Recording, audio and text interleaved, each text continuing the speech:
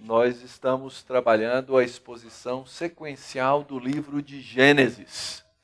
E é muito importante conhecer o livro de Gênesis. Aliás, é importante conhecer toda a Bíblia. Mas o livro de Gênesis, em particular, porque ele é o começo da história. Você não pode entender o resto da história se você não entender como ela começou. Então, nós temos estudado sequencialmente, capítulo a capítulo, e hoje nós chegamos no capítulo 29, no livro de Gênesis, Palavra de Deus, para estudarmos sobre a providência dolorosa dentro da graça incansável de Deus. Nós vamos ler uma parte do capítulo e depois, durante a exposição, vamos ler o restante dele, vamos ver o capítulo até o verso 31. Gênesis 29.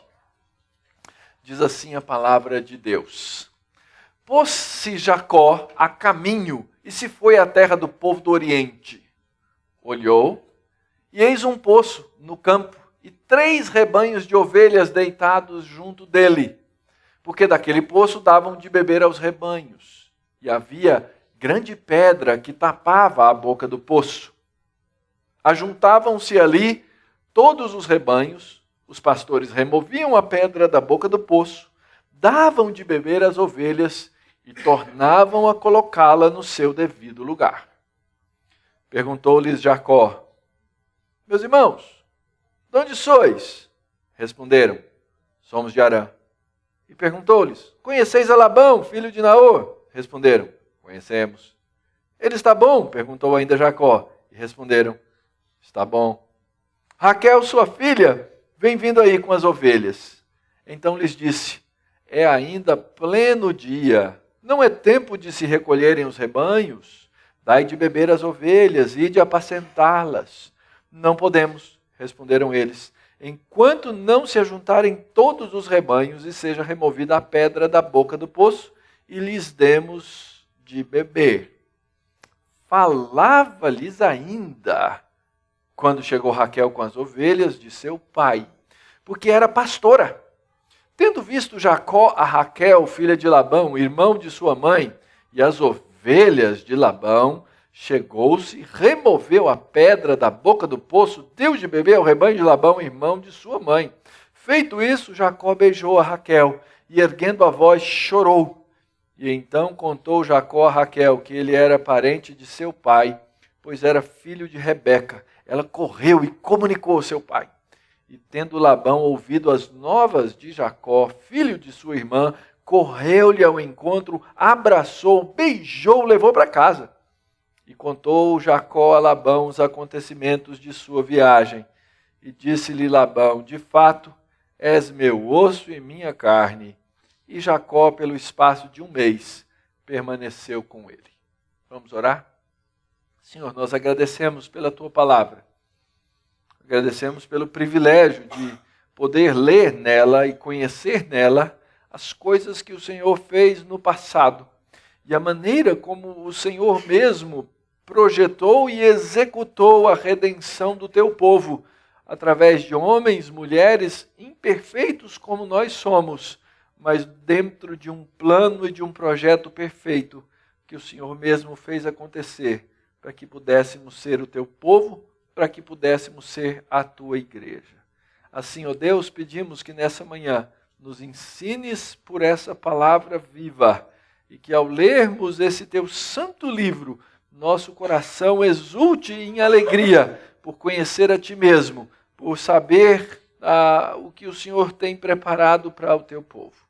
Que as palavras dos meus lábios e o meditar do meu coração sejam agradáveis na tua presença, Senhor meu, rocha minha, Redentor meu. Amém. Eu já devo ter mencionado isso quando eu era bem jovem, provavelmente adolescente, ou ainda menino, na minha casa, como em muitas casas aqui, tinha a famosa caixinha de promessas. Quem lembra? Tinha, não tinha lá, dona Carmen? Tinha, não tinha? Tinha, não tinha? A que tinha lá em casa era uma caixinha verde com a tampinha transparente, e os versículos estavam ali dentro, separados por cores. Tinha um verdinho, rosinha, azulzinho, branco, era mais ou menos por aí, não é? E a cada cor era um tema. E aí você, então, tirava da caixinha de promessa, uma promessa, você lia a promessa, Deus vai fazer isso pela minha vida, porque Deus prometeu. E, infelizmente, nós temos uma geração que acabou acreditando que a Bíblia funciona desse jeito, que você pega de lá, tira da Bíblia o quê? Uma caixinha de... Dona Carmen falou que não. Eu também não, Dona Carmen, a gente está isento. Né? Mas existe muito... As pessoas acham que a Bíblia é uma caixinha de promessa. Você vai lá, tira uma promessinha de Deus. Deus vai fazer isso para mim, porque está escrito na Bíblia. Mas a Escritura não foi escrita assim.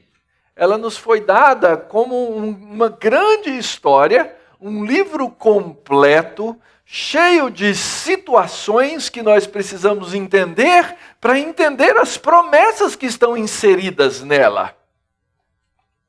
E é por isso, então, que nós estamos estudando o livro de Gênesis e queremos estudar, quem sabe, toda a Escritura dentro dessa grande perspectiva, tendo o foco certo para a nossa visão dentro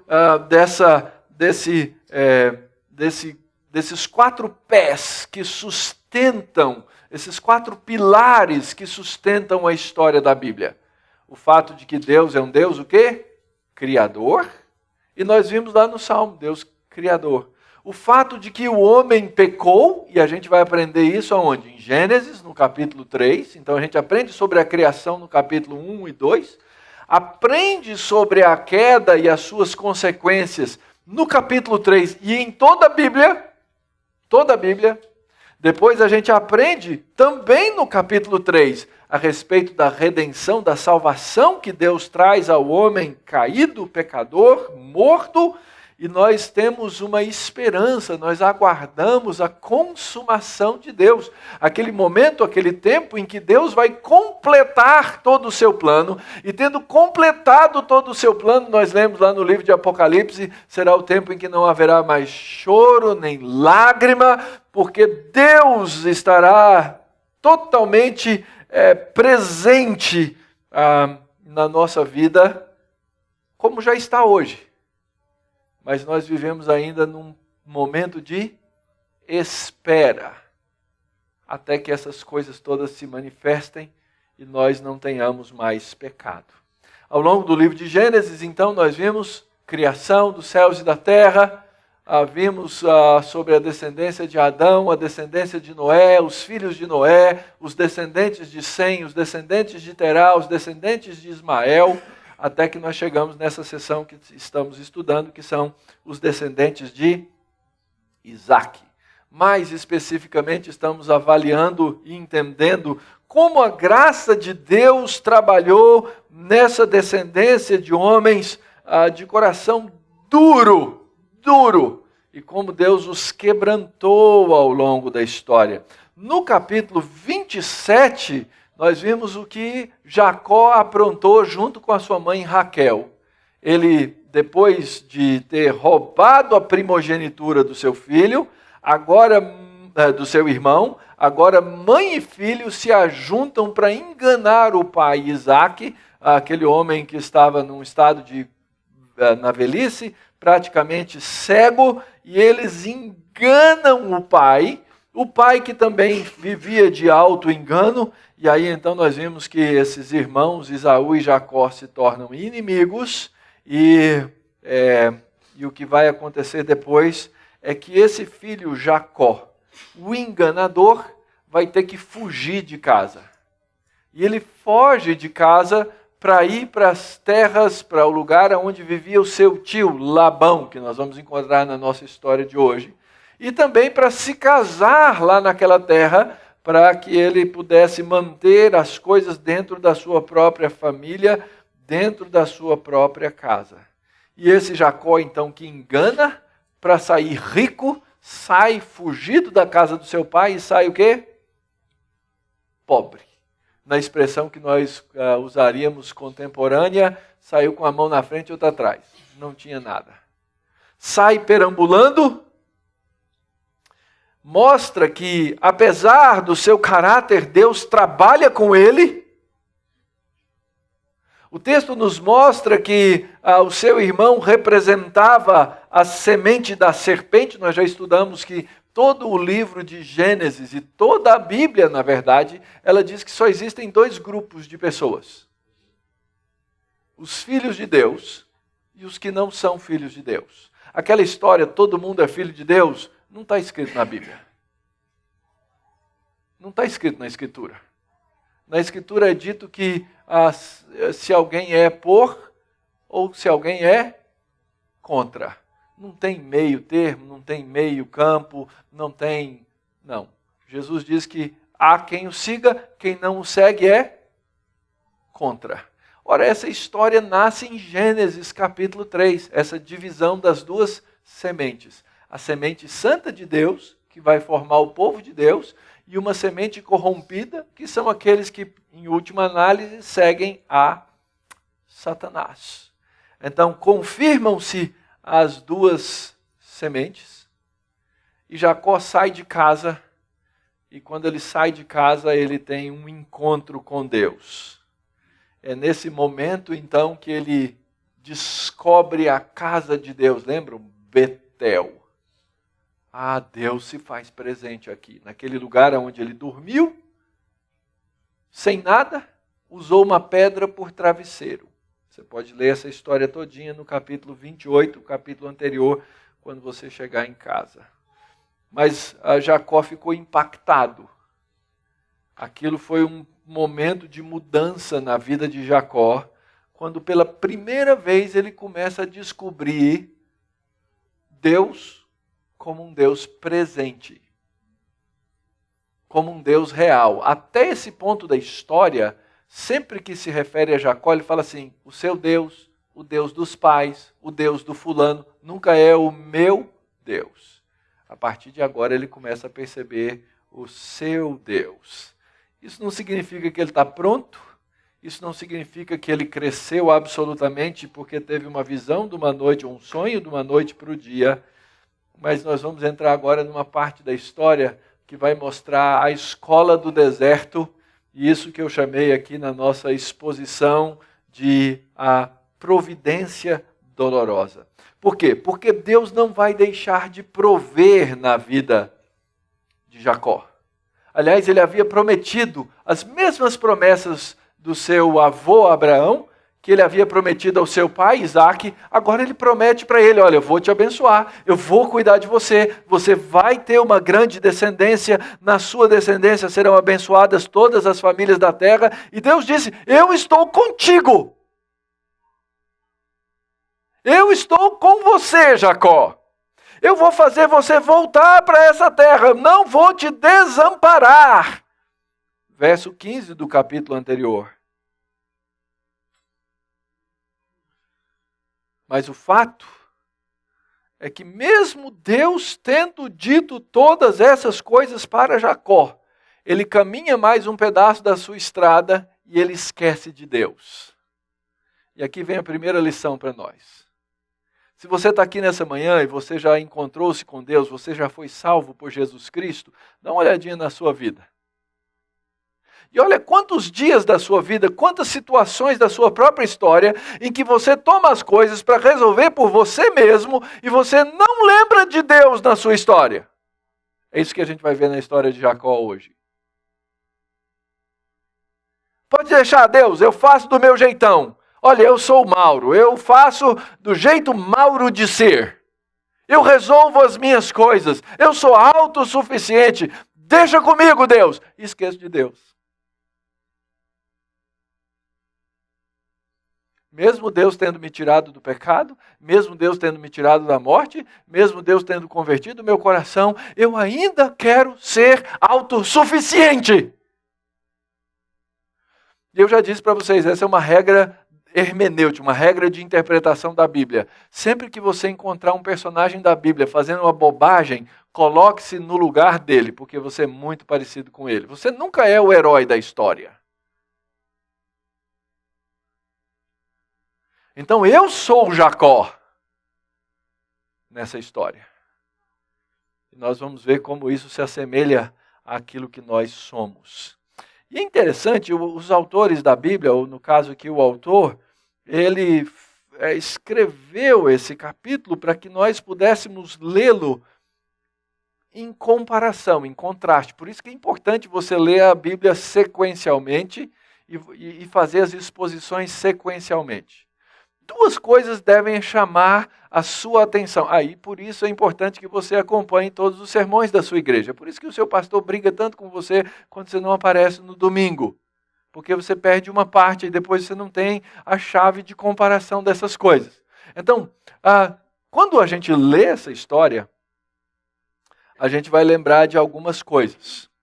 Nós estamos aqui, o indivíduo chega num lugar, tem um poço, tem uma pedra, tem rebanhos. Onde você já leu isso? Hã? Vocês lembram? Já esqueceram? Quando Abraão manda o servo ir buscar na casa do irmão, não é? Uma esposa para o seu filho. E quem foi buscar a esposa foi um servo. Chega na beira do poço, encontra a moça, providência de Deus. E eu tenho que comparar isso com esse episódio aqui. Porque são muito diferentes. Sabe por quê? Porque no primeiro, quando Abraão mandou o servo ir buscar a noiva, lembra o que aquele servo fez? Ele orou, ele falou com Deus, ele testou o caráter, ele fez uma série de coisas. Quando a gente chega aqui na história de Jacó, o que a gente vê? Foi pelo olho. Ele foi pelo olho. Isso, um dia depois dele ter tido um sonho e Deus ter falado com ele a respeito da providência. Um dia depois, gente. Um tempinho depois. O texto começa dizendo assim: pôs-se Jacó a caminho e foi à terra do povo do Oriente. Ele chega, está lá a cena, olhou um poço no campo, 3 rebanhos de ovelhas deitados junto com seus pastores. Por quê? Porque eles tinham uma combina. Daquele poço eles davam de beber aos rebanhos, tinha uma pedra grande que tapava a boca do poço, eles ajuntavam, todo mundo chegava e talvez tinha 2 razões para eles esperarem todo mundo chegar. Uma era para remover a pedra de cima do poço. Pode ser, o texto diz, era uma grande pedra. Então talvez fosse difícil para uma pessoa só remover, precisava de mais de um. Mas a segunda razão, qual era? É que eles não queriam prejudicar ninguém do grupo. Então eles falavam, vamos esperar todo mundo tira igual, todo mundo bebe igual. Era um acordo que eles tinham entre eles. Então nesses 4 ou 3 primeiros versos, nós vemos que Jacó continua a sua viagem, ordenada pelo seu pai. Chega nessa terra que em outros lugares é identificada como Padã Arã, a mesma terra da outra vez. E de repente ele olhou, e de novo, essa expressãozinha eu já expliquei para vocês em outros lugares, em outros textos, né? Olhou, a ideia assim, opa! O narrador quer chamar a sua atenção para uma cena nova que está acontecendo na história, e ele então enxerga e vê todas essas coisas. Ele vê o poço é um lugar de bênção de Deus.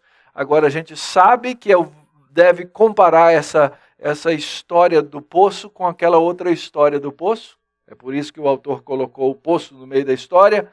Era uma grande pedra e essa pedra ela é importante porque ela vai aparecer várias vezes aí na narrativa. No verso 2, no verso 3, 2 vezes. No verso 10, vai repetir a história da pedra, ou o fato da pedra. E o autor explica como é que funcionava o esquema. Veja bem, gente. Jacó pôs-se a caminho. Deus mandou que ele fosse. Deus havia lhe dado um sonho para que ele entendesse a sua vontade. ele continua na história e de repente ele acha tudo o que ele precisava achar. Deus continua na sua aliança, provendo os meios para que todas as coisas acontecessem para o bem do seu filho, do seu eleito. E aí então vem esse diálogo. É interessante, né? O autor bíblico, ele dá assim umas ideias para a gente como foi a história. Ele chega, e aí irmãos, tudo bem? Todo mundo olhando suspeito, um cara viajando sozinho, chega, vem conversando, vem batendo papo, e o diálogo é seco. Meus irmãos, de onde sois? Olha que é breve, né? Conhece Labão, filho de Naor? Conhecemos. Ele está bem? Bom. Tudo bem. Quer dizer, eles precisavam começar, né? É conversa de elevador, né? É um elevador no deserto. É isso aí. Tudo bem. E o clima, né? Legal. E aí eles emendam. Ele fala, olha, a gente conhece. Como ele cita o nome de alguém da terra, agora eles começam a ter um pouquinho mais de confiança. Talvez não seja um assaltante, talvez não seja um ladrão, talvez não seja um enganador. Talvez. Ele diz, olha, inclusive a Raquel, filha dele, vem vindo aí com as ovelhas. E o coração ganancioso de Jacó cresce. Opa, moça e ovelha é tudo que eu queria. Tudo que eu queria. E ele tenta convencer os caras. Gente, vocês estão fazendo parada aqui o dia inteiro nesse deserto? Vocês deviam estar aí recolhendo suas ovelhas em algum lugar. Vão apressar isso aí, é pleno dia. Não é hora de vocês já recolher os rebanhos, dar de beber as ovelhas. Vão apacentar. Ele queria ficar só com a moça.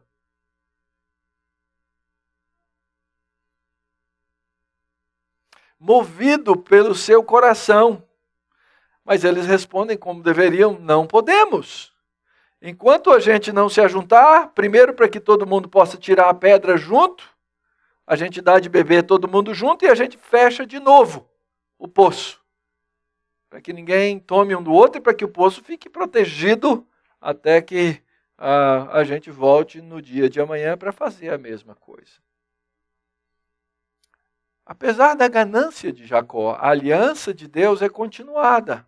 Porque na próxima cena a gente vê a providência que Jacó não reconhece como providência. Diz o texto assim, ele ainda falava e Raquel chega com as ovelhas.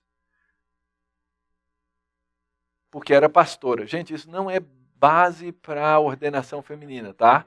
E eu vou falar para vocês, porque eu já ouvi gente citando esse texto. Olha aí, tinha pastora, né? Não é base para a ordenação feminina, tá?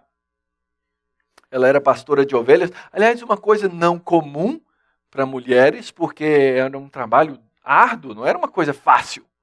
Tinha que remover pedra de poço, tinha muita coisa para fazer aí nesse processo. Havia uma demanda física, então não era comum, mas Raquel parece que era boa no serviço, e ela era então pastora das ovelhas. Olha só o verso 10. Tendo visto Jacó a Raquel, filha de Labão, irmão de sua irmã, e as ovelhas, acrescente-se aí, o cara ficou macho. Ele foi sozinho, chegou perto, removeu a pedra da boca do poço sozinho, deu de beber ao rebanho de Labão, irmão de sua irmã, de sua mãe. Sozinho. Os caras não queriam remover juntos. Ele foi e removeu tudo só. Uma grande pedra. E aqui a gente precisa partir para a comparação. Lembra como foi a outra história na beira do poço? Primeiro o servo havia orado. E a oração dele, ele não só queria que chegasse lá uma moça bonita para ele arrumar um casamento para o filho do seu senhor, mas ele fez um teste de caráter. Aquela moça da primeira história, ela serve a água aos camelos do servo. Aqui Jacó toma tudo na mão dele, remove a pedra, faz tudo que ele quer fazer, do jeito que ele quer. Ele pega e esquece da providência. Porque o texto diz assim, ele ainda estava conversando com os caras, a moça chega. Lembra o que o servo lá da outra história fez? Ele disse, Senhor, chegou uma moça, será que é essa? Jacó não reconhece a providência de Deus. Ele não anda por fé, ele anda por vista. Ele anda por vista. Ele faz essas coisas, e diz o texto, verso 11, feito isso, Jacó beijou a Raquel, ergueu a voz e chorou. O beijo era um cumprimento comum entre familiares.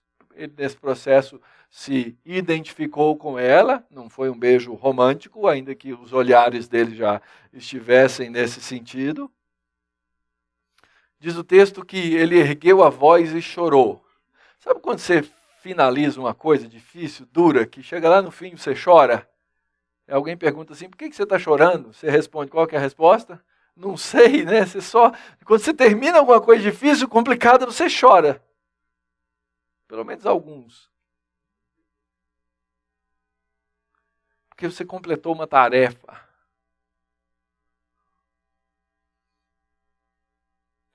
Jacó completou uma parte da viagem dele. Chegou naquele ponto. E agora, emocionalmente, ele, drenado, saúda a moça. E, na verdade, diz que ele chora alto. O texto diz assim, ele ergueu a voz e chorou. Não foi assim aquela lagriminha no canto que você vê com vergonha. Não, ele chorou alto. Emoções aflorando no coração. Porque agora ele se encontra sem reconhecer a providência de Deus no lugar certo, no momento certo. Providência de Deus, que levou Raquel ao poço naquele dia, naquela hora, naquele lugar. E aqui, queridos, nós precisamos nos olhar de novo. Nós somos aqueles que pedem a Deus, depois Deus, na sua providência, faz aquilo que é necessário. Nós somos capazes de não reconhecer a providência de Deus e somos capazes de sequer levantar a nossa voz ao Senhor.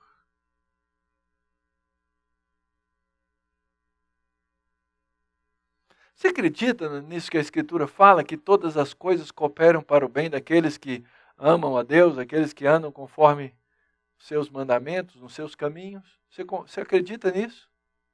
Então, só por acreditar nisso, a sua vida devia ser uma vida cheia, plena de oração. Cada passo, cada acontecimento, seja ele na minha vista positiva ou seja ele na minha vista negativa, eu devia dizer, Deus, obrigado, porque até aqui o Senhor nos trouxe. E daqui para frente o Senhor vai continuar a nos levar, porque Deus diz que cuida dos seus filhos. E quando nós não reconhecemos o cuidado de Deus, nós corremos o risco de nos tornar esses ingratos. Ingratos filhos de Deus que não reconhecem a sua providência. E quando nós não somos gratos e nós não reconhecemos a providência de Deus, nós nos tornamos endurecidos. Nós passamos a ser um povo reclamão. Nós passamos a ser um povo chato, que só sabe se lamuriar, só sabe se lamentar.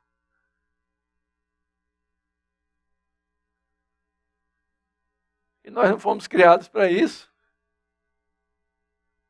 Nós fomos criados para ser um povo que reconhece a providência de Deus e dá glórias ao nome de Deus e agradece a Deus as suas bênçãos.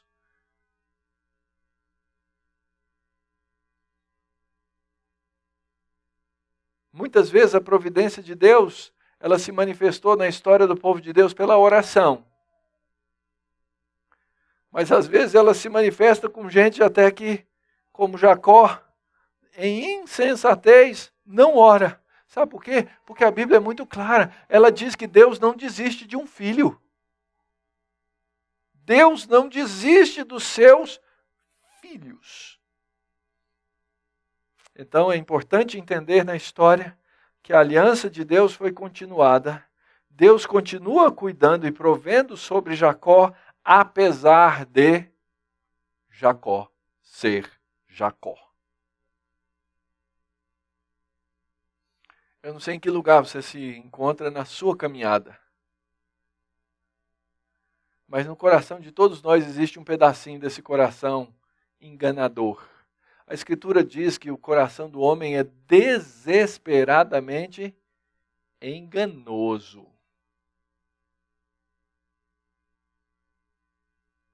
E nós gostamos muito de nos enganar. Muitas vezes a nossa maneira de escapar das coisas que nós não queremos, que nós não gostamos, que nós não queremos confrontar, é enganar o nosso próprio coração. A gente inventa um atalhozinho.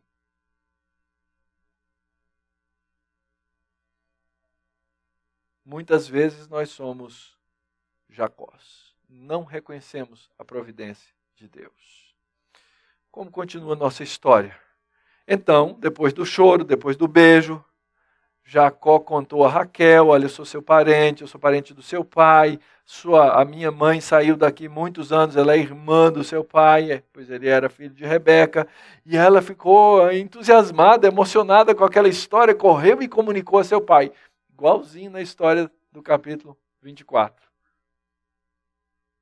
Quando Rebeca saiu para contar para o seu pai e para o seu irmão Labão, que agora é o pai de Raquel. Tendo Labão ouvido as novas de Jacó, filho de sua irmã, também, opa! O que Labão lembrou, gente? Ele lembrou que o servo, da outra vez, tinha levado com ele 10 camelos, carregados de muitos presentes que ele largou lá. Vou correndo. Se ele soubesse que era um primo pobre, um parente pobre, sobrinho pobre, ia levar uns 3 dias. Mas foi na hora, ouviu, correu, abraçou, beijou, levou para casa. E nesse processo Jacó começa a contar a história. E ele vê que ele chegou, imagina a decepção dele, quando ele chega na beira do poço assim, não tinha aquele tanto de camelo. Chegou de Fiat Uno, não é? Eu esperava uma Mercedes.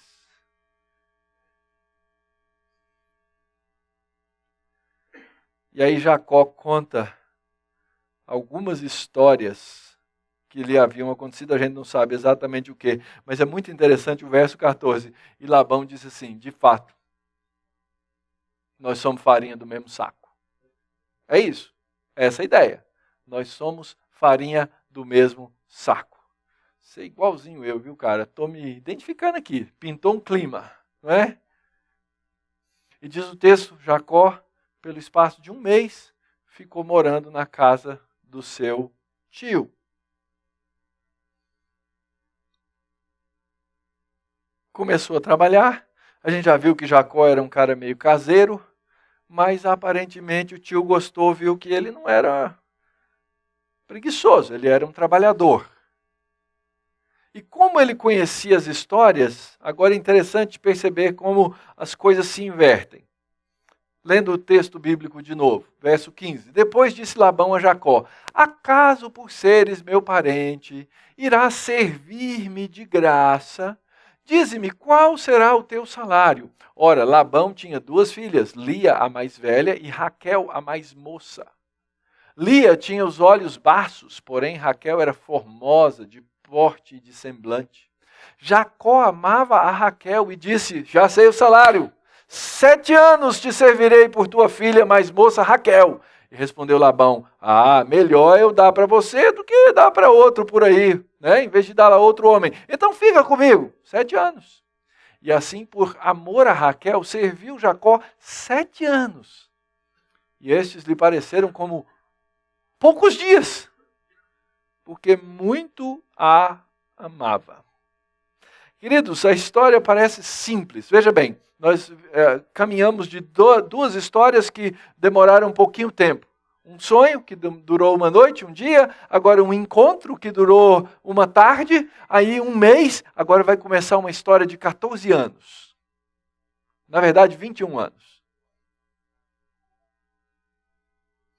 E serão 2, 3 capítulos. Nós precisamos aprender a ler nossa Bíblia. Você tem que perceber, peraí, agora vai passar um longo tempo numa narrativa curta. Só que esse ponto é o ponto de transformação. É quando Deus começa a trabalhar o caráter de Jacó naquela ambiguidade que ele tem para se tornar um homem melhor do que ele é. E ele se dispõe a trabalhar 7 anos. Por que 7 anos? Lembra quando quando o servo veio buscar Rebeca? Deixou um dote, era costume deixar o dote, era o pagamento pela filha, era assim que funcionava. Até pouco tempo atrás, na nossa própria cultura, havia essa ideia do dote. Então, era um pagamento pela filha e a filha saía com ali algumas coisas. Eu lembro quando nós nos casamos, a Denise saiu de casa com um baú. Como é que era o nome? Como é que chama? É o enxoval, né? Ela saiu com o baú, foi o dote que eu recebi, a filha e o baú. Aquele baú nos acompanhou anos na nossa história, não é? Anos, a filha, mas eu não paguei nada para o pai dela. Só teve a contrapartida, não é? Saí no lucro, é verdade. Deus começou aqui a trabalhar a vida de Jacó, ensinando que as coisas não saem de graça. Ele chegou sem nada, ele gostou da moça, queria casar com a moça e não tinha como pagar o quê? O dote. Então ele descobriu que ele precisava trabalhar para isso. E é interessante, fazendo umas contas de salário de um trabalhador, aqui de lá ele pagou preço inflacionado. Até porque Jacó não tinha para onde voltar. Porque se ele voltasse para casa, ele estava lá com um irmão irado que prometeu que ia matá-lo. Uma mãe com a esperança de que ele ia voltar logo. Poucos dias ele volta, vai lá na casa do teu irmão e volta. Agora ele vai passar 21 anos. A mãe que planejou todo aquele esquema nunca mais vai ver o filho. Nunca mais vai ver o filho. E ele vai trabalhar esses 7 anos. Ele encontra-se com esse Labão vulgar. É interessante, era costume na época, me perdoem, né? Mas as filhas, Lia e Raquel, o nome delas significa vaca e ovelha. E o pai tratava as duas como mercadoria. Esse era o caráter do cara.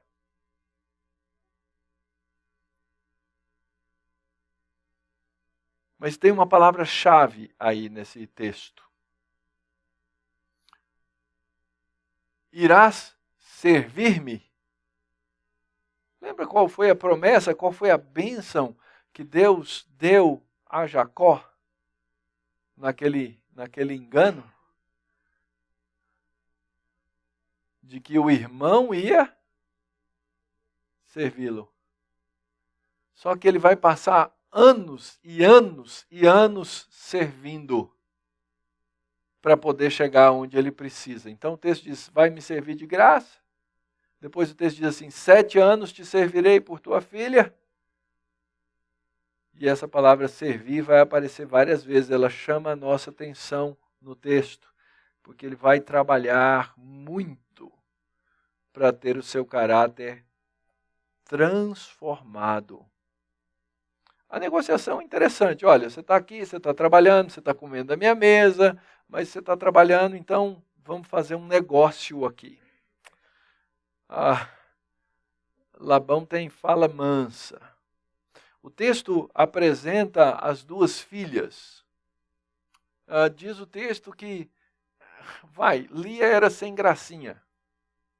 Essa ideia de olho. A gente não sabe exatamente o que significam os olhos baços. Pode ter diferentes interpretações. Mas o fato é que faltava aquele brilho. Esse era o problema, faltava o brilho nos olhos. E naquela cultura, aliás, a maquiagem é um negócio fundamental aonde? As mulheres sabem. Nos olhos.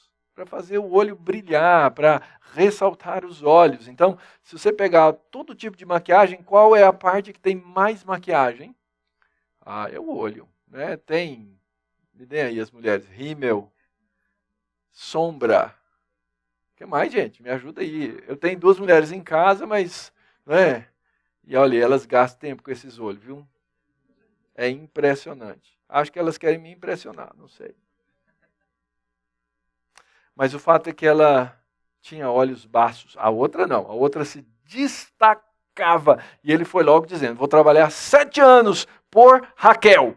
Porque eu gostei da moça, encontrei no poço e é trabalhadora. Então ele resolve fazer. Diz o texto que ele trabalhou 7 anos. Pareceu nada. Por uma mulher dessa, quem não faria esse esforço? Para um indivíduo que chegou sem nada nas mãos. Só que o texto vai nos mostrar que Jacó, o enganador, finalmente é enganado. Disse Jacó a Labão, dá-me minha mulher, pois venceu o prazo para que eu me case com ela. Reuniu-se, pois, Labão com todos os homens do lugar, deu um banquete. À noite conduziu Lia, sua filha, e a entregou a Jacó, e coabitaram. Para a serva de Lia, sua filha, deu Labão Zilpa, sua serva. Ao amanhecer, viu que era Lia, por isso disse Jacó a Labão, que isso que me fizeste? Não te servi eu por amor a Raquel, por que me enganaste? Chegou bravo. Não é assim que se fala com o sogro, mas chegou bravo. O que acontece aqui, meus irmãos? O enganador é enganado. Ele achou que ele era o cara que podia enganar todo mundo. Ele já tinha enganado o irmão, ele já tinha enganado o pai, e agora ele acha que ele vai conseguir também as coisas que ele quer fazer. Olha só, o texto diz assim, passaram-se já 7 anos, é como se Labão tivesse esquecido do negócio. Vai trabalhando aí, meu filho. Ele fala, já passaram 7 anos. Agora chegou a hora, então, de eu me casar. O texto diz que Labão deu uma festa. A palavrinha aí, que aparece para banquete, é a ideia de um banquete regado a bastante bebida. A festa costumava durar vários dias, todo mundo ainda se alegrando com o vinho, não é? Lá para as tantas ele faz o plano. Espera a escuridão da noite. Lembra como é que Jacó enganou o pai? Enganou o pai na sua cegueira. Ele é enganado à noite. E ele então entrega Lia com um véu. Eles entram para a tenda para coabitar. Eu fico imaginando a cara de Jacó de manhã. Não era essa.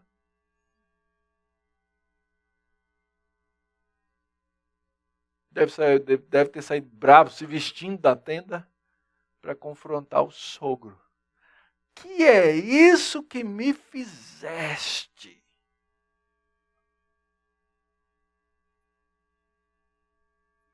Que é isso? Por que você me enganou? Eu sou um cara bom, eu não engano. Opa, não é bem assim. Eu nunca enganei. Não, eu enganei. Ele não tinha argumento, ele era o enganador. O enganador foi enganado. E o sogro era esperto, ele estava com o discurso pronto para essa hora.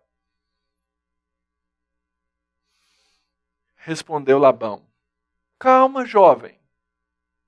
Não é assim que se faz na nossa terra, dar-se a mais nova antes da primogênita.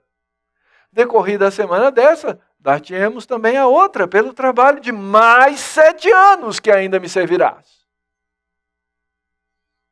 Concordou Jacó. Se passou a semana dessa, então Labão lhe deu por mulher Raquel, sua filha. Para a serva de Raquel, sua filha, deu Labão a sua serva Bila, esse é o enxoval, e coabitaram. Mas Jacó amava mais a Raquel do que Lia, e continuou servindo a Labão por outros 7 anos.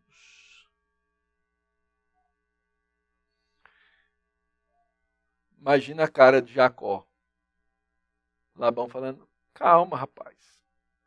Você estava aqui, você devia saber que o costume da nossa terra, você não pesquisou, não? Não entrou no Google para saber como era o casamento, que casamento é assim. Primeiro a primogênita. Aliás, essa palavrinha deve me remeter o quê? A lembrança do quê? De que ele havia roubado a primogenitura. O texto é sábio em nos fazer lembrar das coisas. Você roubou uma primogenitura, agora eu te enganei com uma primogênita. Na nossa terra a gente não pode casar a mais nova antes da mais velha. Então você tem que ficar com a primogênita. Mas vamos fazer o seguinte, fica calmo. Você vai passar essa deliciosa lua de mel por uma semana. E aí eu vou te dar outra e você trabalha mais 7 anos. E aí a gente está quites, tranquilo. Esse homem era mais enganador do que Jacó. Ele tornou Jacó seu servo por 14 anos. Não deu nada, nunca foi positivo. Sempre foi instigado para soltar aquilo que ele mesmo havia prometido. E ele então obriga Jacó a cumprir um segundo contrato de 7 anos. Eu não quero entrar aqui, eu sei que lá depois vocês vão perguntar sobre o problema da bigamia, da poligamia e etc e tal. Não é esse o ponto do texto.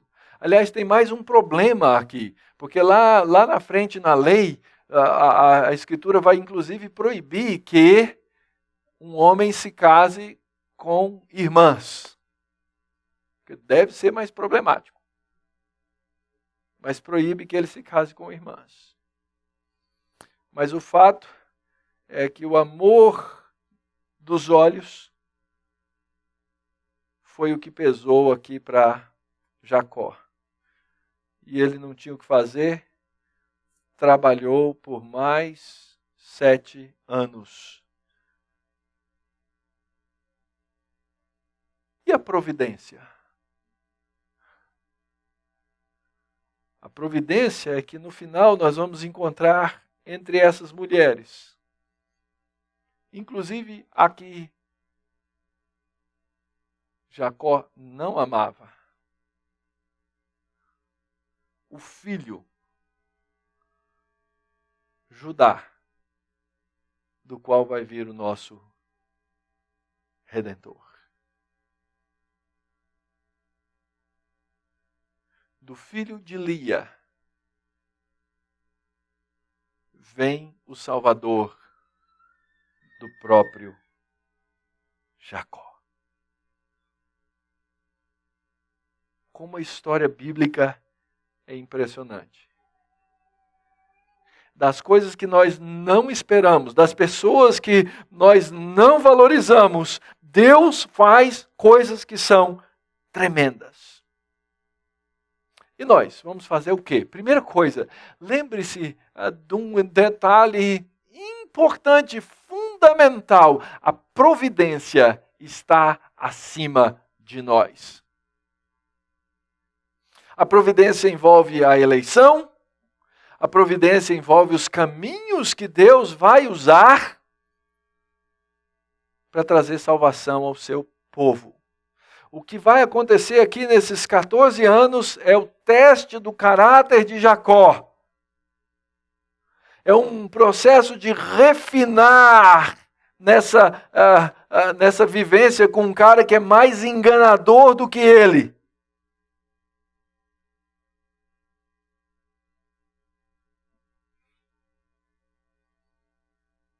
Deus nos refina nas situações da vida. Até naquelas que nós erramos.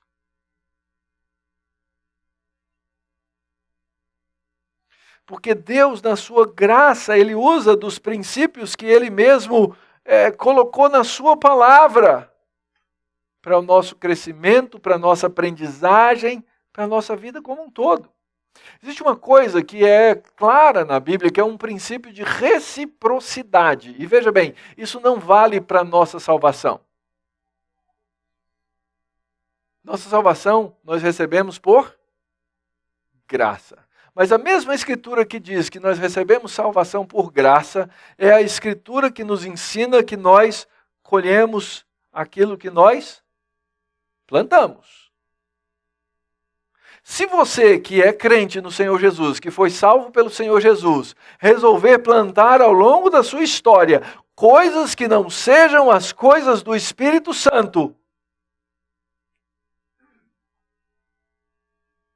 você vai colher através da providência da disciplina.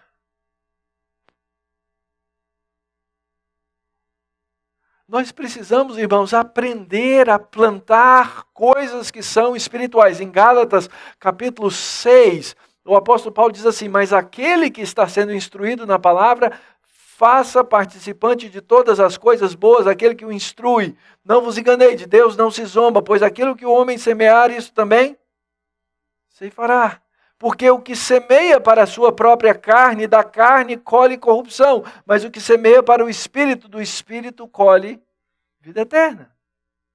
E não nos cansemos de fazer o bem, porque a seu tempo ceifaremos, se não desfalecermos.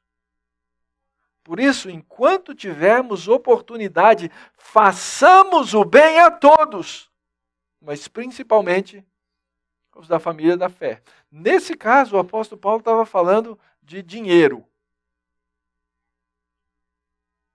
Algo que pouquíssimo falamos aqui na nossa igreja. Evito até para não ser confundido com o que acontece aí no mundo, mas não se enganem. Um dos temas que Jesus mais falou em toda a Escritura foi dinheiro. Nós não podemos eu não tenho vergonha de falar de dinheiro. Mas o apóstolo diz, não se cansem de fazer o bem. Você planta coisas boas, inclusive ajudando os outros. Então, querido, você está aqui, você é um membro dessa igreja. A recomendação da Escritura para você é muito clara. Plante aquilo que é bom. Aliás, existem determinadas igrejas locais que as pessoas foram plantando coisas ruins até que elas acabaram. Elas sumiram, elas se destruíram, elas se devoraram. Plante coisas boas no meio do povo de Deus. Aguarde nessa providência abençoadora dele. Tenha sensibilidade espiritual. A oração, queridos, é aquilo que nos ensina se nós estamos sintonizados na vontade de Deus junto com a sua palavra. Não viva como alguém que não tem pai, que não sabe a quem recorrer, que não tem com quem falar. Fale com Deus, não viva como um órfão. Mas muitas vezes nós fazemos isso. Eu tenho um pai que prometeu, que diz que ia estar comigo, que ia me acompanhar, que ia me abençoar, que me deu um consolador. E eu vivo como se o meu pai não estivesse aqui. Eu viro as costas e vou viver a minha vida sozinho. De vez em quando eu lembro do pai, vou lá e bato um papo com ele. Muitas vezes nós mesmos vivemos como esse povo incrédulo. Não, queridos, nós temos um Deus providente, um Deus que nos diz, orem, conversem comigo, falem comigo.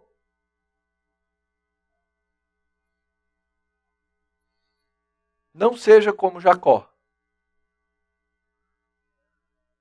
que precisou aprender a muitas duras penas.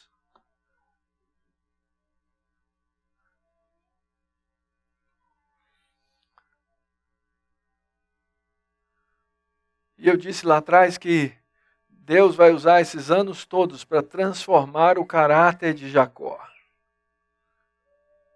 Deus vai mudar muita coisa naquele homem. Ele vai colher muita coisa amarga, gente. Muita coisa amarga.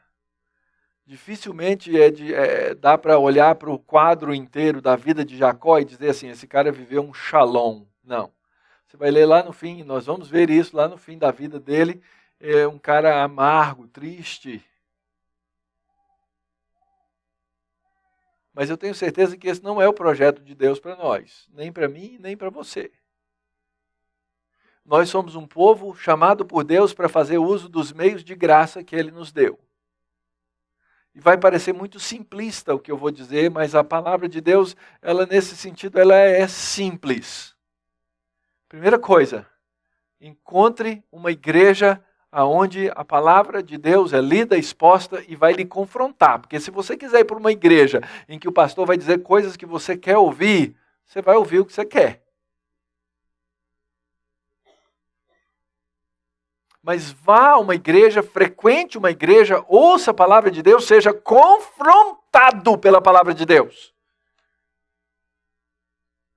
Não vá para um lugar onde você não vai ser confrontado. Segundo, vá para essa igreja e fique lá. Fique lá. Viva em torno da comunidade do povo de Deus. E quando eu digo faça uso dos meios de graça, em primeiro lugar, não falte a reunião regular do povo de Deus. Eu não estou dizendo que quem não tem igreja não tem fé, mas eu estou dizendo que quem não tem igreja tem uma fé que está atrapalhada, porque a fé cresce na comunidade dos santos. Não tem jeito de crescer.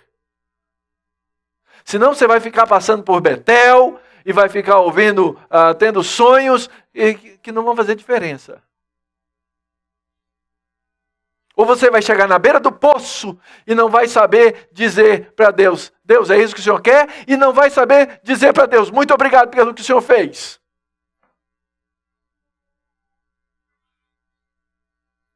E para isso tem um detalhe importante. Não basta você frequentar uma igreja, você precisa ser membro de uma igreja. Porque é na membresia da igreja, nessa comunidade de fé, que você vai ser ensinado, que você vai ser exortado, que você vai ser orientado, que você vai ser disciplinado. Deus disciplina por meio da igreja.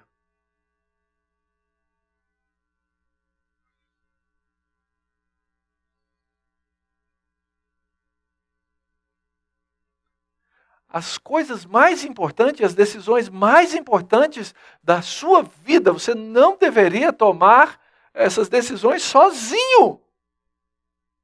Você tem que tomar junto com a sua igreja. A gente costuma fazer isso. Eu tomo minhas decisões mais íntimas, eu tomo com a minha família, eu tomo com a minha esposa. Então, para que igreja? É clube? É um lugar para você ir de vez em quando? Não, queridos. Deus não projetou isso para nós. Deus projetou para que nós fôssemos uma família, uma comunidade de fé, na qual nós, amando uns aos outros, sejamos os apontadores dos caminhos de Deus para as nossas vidas. Se você veio para cá assim, não, eu vou lá cooperar com essa igreja. Está errado, você não veio aqui cooperar com essa igreja. Você veio aqui ser parte do corpo que é a igreja. E você precisa viver junto com esse corpo. E você precisa crescer junto com esse corpo. Porque na igreja, a igreja é a providência de Deus para o seu povo.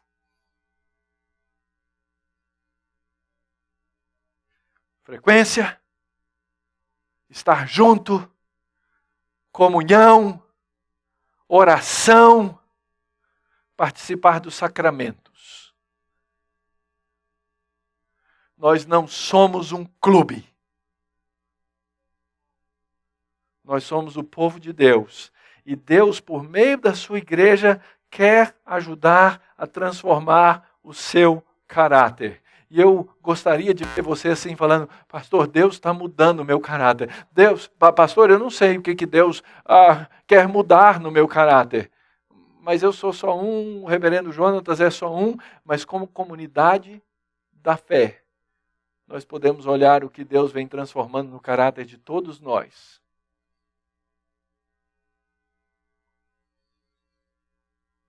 E por último, queridos, Deus não está à procura de gente perfeita, de gente que está pronta. Deus vai aperfeiçoar aqueles que Ele chama para serem santos. É muito provável que num dos poços que depois Jacó mesmo cavou, aconteceu um encontro de Jesus com uma mulher, também conhecida por mulher samaritana. E a história daquela mulher era triste. De quantos maridos ela já tinha se separado? 4, né? E o quinto agora, é isso mesmo? Eu sou péssimo de detalhes. E o que tens agora não é teu.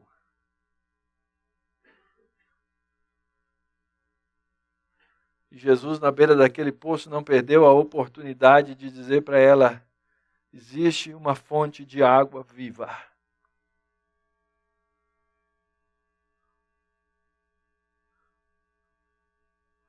E aquilo que Jesus diz transforma caráter, transforma a vida.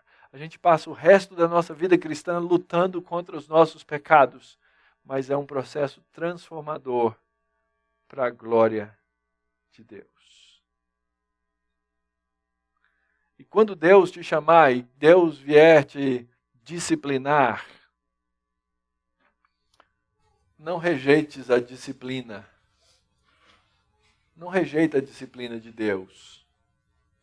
A Escritura diz assim: filho meu, não rejeites a disciplina do Senhor, nem te enfades da sua repreensão, porque o Senhor repreende a quem ama. Assim como um pai ao filho a quem quer bem. Feliz o homem que acha sabedoria e o homem que adquire conhecimento, porque melhor é o lucro que ela dá do que o da prata. Melhor a sua renda do que o ouro mais fino. Como é bom encontrar a sabedoria. Como é bom encontrar Jesus Cristo. Porque Ele é aquele que vai nos dar shalom. Deus está trabalhando na sua vida, querido, para isso. Deus tem usado essa comunidade da fé para fazer essas coisas sobre você. E você que está aqui hoje, que porventura talvez nunca tenha ouvido falar de Cristo, nunca tenha ouvido falar da salvação, nunca ouviu falar que existe um Deus da providência misericordioso, que acolhe, que abraça, que cuida. Eu quero dizer que a palavra dele afirma que ele faz essas coisas, e ele pode fazer pela sua vida. Ele não está buscando gente perfeita, mas ele está juntando gente que vai caminhar junto em firmeza, no meio do vento, no meio das tempestades, no meio das lutas. E se esse Deus não é o seu Deus, ele pode ser o seu Deus. Você precisa chegar diante dele e dobrar-se a ele.